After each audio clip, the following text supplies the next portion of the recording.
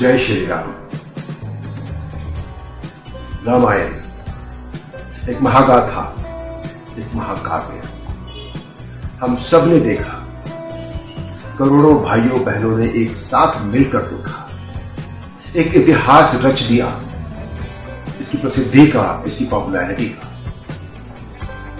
TRP के वो standards पहले कभी नहीं थे जो आज आए हमारे पास, और उसी के साथ साथ इतना प्यार, इतना स्नेह, इतना रिकॉग्निशन, इतना एडमिरेशन, ये सब कुछ आपने रामायण को तो दिया ही दिया, रामायण से जुड़े सभी लोगों को दिया।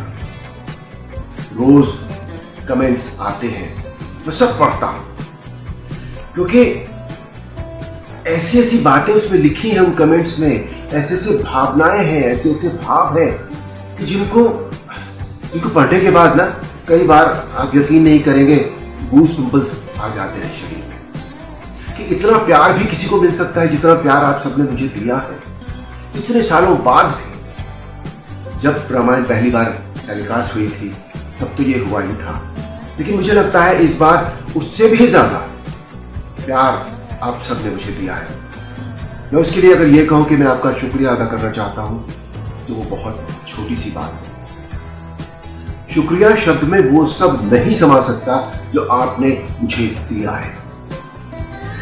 वो यंग जनरेशन जिसने पिछली बार रामायण नहीं देखी थी, उसने भी इस बात की। हम भी जानते हैं आज की यंग जनरेशन के बारे में, आप सब भी जानते हैं, और वो खुद भी जानते हैं कि वो कितने स्मार्ट हैं, कितना एक्सपोजर उन्हें हर चीज का मिल चुका है। आज वो सब कुछ जानते हैं।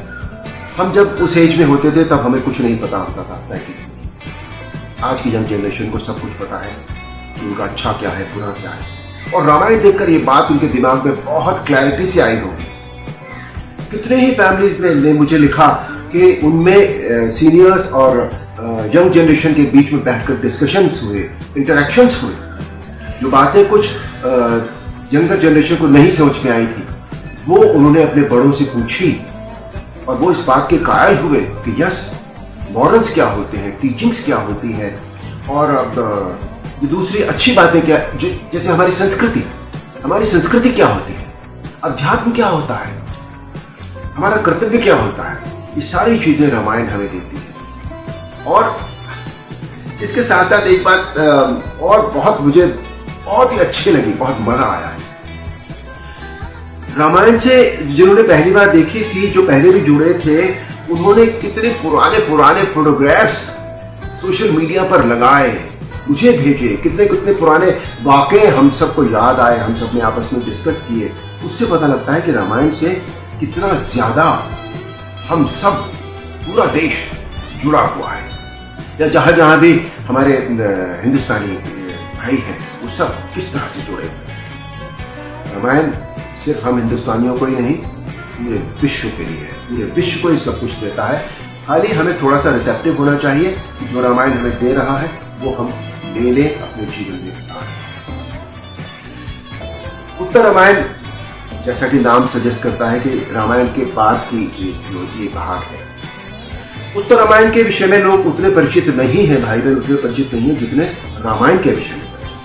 रामायण तो सभी कुछ जानते थे, सालों से, हजारों सालों से ही चली आ रही, लेकिन उत्तर रामायण के विषय में लोग उतने परिचित नहीं है, उसके प्रसंगों की उतनी जानकारी नहीं है।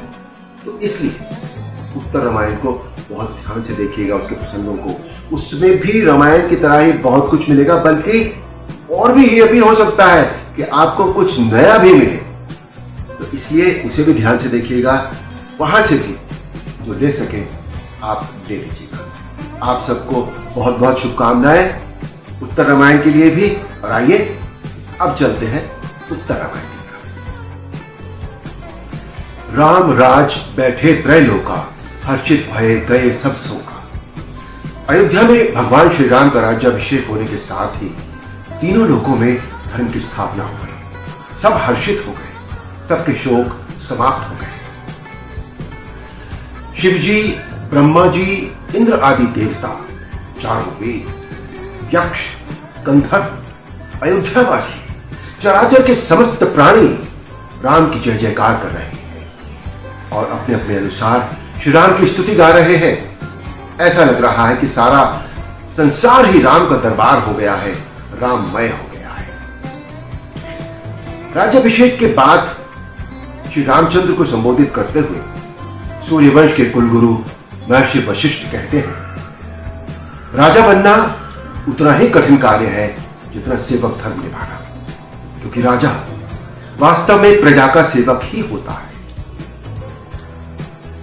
श्री राम गुरुदेव के वचनों को आभार सहित आशीर्वाद स्वरूप ग्रहण करते हैं और कहते हैं, गुरुदेव, पूज्य पिताश्री ने भी मुझे यही कहा था कि राजा होने का अर्थ है सन्यासी हो जाना, फिर उसका अपना कुछ नहीं रहता, सब कुछ देश का हो जाता है। आवश्यकता पड़ने पर देश के लिए पत्नी, पुत्र, भाई, मित्र, यहां तक कि प्राण भी त्यागने पड़े तो त्याग दे, क्योंकि देश ही उसका परिवार है। जो राजा प्रजा के लिए त्याग नहीं कर सकता, उसको प्रजा से कर लेने का कोई अधिकार नहीं। राजनीति में आज इन विचारों की नितांत आवश्यकता है। आज इन्हीं विचारों के अभाव में कितने ही देश, दुनिया के बहुत सारे देश बर्बाद हो रहे हैं। श्री राम का जीवन मनुष्य मात्र के लिए ही नहीं, देवताओं के लिए भी एक आदर्श स्थापित करता है। श्री राम के आदर्श विचारों और नीतियों से प्रेरित प्रभावित होकर सारे समाज का कल्याण किया जा सकता है। लोक कल्याण की इसी भावना से प्रेरित होकर ब्रह्मा जी की आज्ञा से नारद ऋषि महर्षि वाल्मीकि को रामचरित्र लिखने के लिए प्रेरित करते हैं।